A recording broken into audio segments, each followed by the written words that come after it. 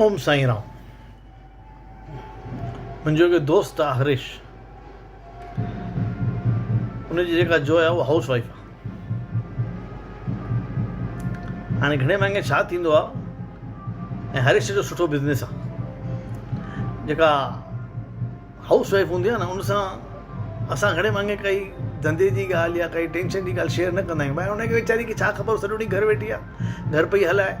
असां घणे महांगे हुन सां शेयर न कंदा आहियूं। पर असांखे लॻंदो आहे वीचारी ठीकु आहे, सदोरी आहे, शादी आहे, ठीकु आहे, हले ठीकु आहे। पर ईअं अथव कोन।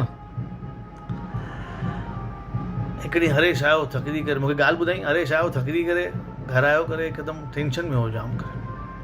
मानी बराबरि न खाधाई, वधीक ॻाल्हाई बि न जोइ सां, ऐं ईअं ई लेटी पियो करे। जोइ पुछियसि भाई छा थियो, कहिड़ी ॻाल्हि आहे करे। चई छॾ न, छा काई ॻाल्हि कोन्हे, काई ॻाल्हि कोन्हे, जीअं असां हमेशह चवंदा आहियूं।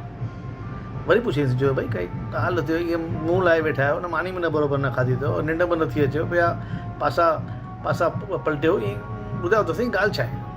चई न कमाल थी करे, काई ॻाल्हि कोन्हे, सभु ठीकु आहे, काई ॻाल्हि कोन्हे। वरी बि निंड न अचेसि। राति जा 10:30 थी विया, 11:30 थिया। आख़िर जोइ पुछियो ॾिसो, सम्झां थी मां कि मूंखे एतिरो अकुल न आहे, पर वरी बि ॻाल्हि ॿुधाइण सां तव्हांजो टेंशन हल्को थींदो। बाक़ी ईअं दिलि में रखी वेंदा त कीअं ॻाल्हि हलंदी। चई चऊं भला ॿुध, उथी वेठो। चई ॿुध ॾिस, साम्हूं त्रिवेदी रहंदो आहे। चई हा रहंदो आहे। उनखां मां 3 महीना पहिरीं 50,000 रुपया लोन वरितो हो।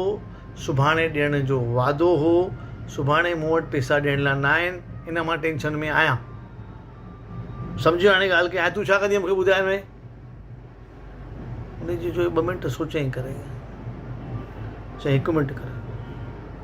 उथी हुनजो घोटु ॿुधियो छा थी करे, दरवाज़ो खोले,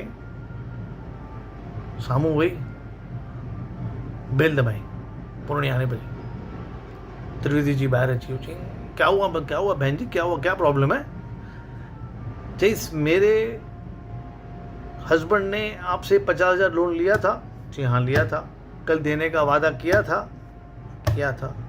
कल नहीं दे सकते और 3 महीना लगेगा, ठीक है। ओके भाई साहब, अभी आप सो जाओ, हम भी सो जाते हैं करके दरवाज़ो बंद करे हली आई। मां चयोमांसि कमाल थी करी हैं, ही छा कई वञी हुनखे तूं कमाल करे छॾी, छा थी करे, छा करे छॾे।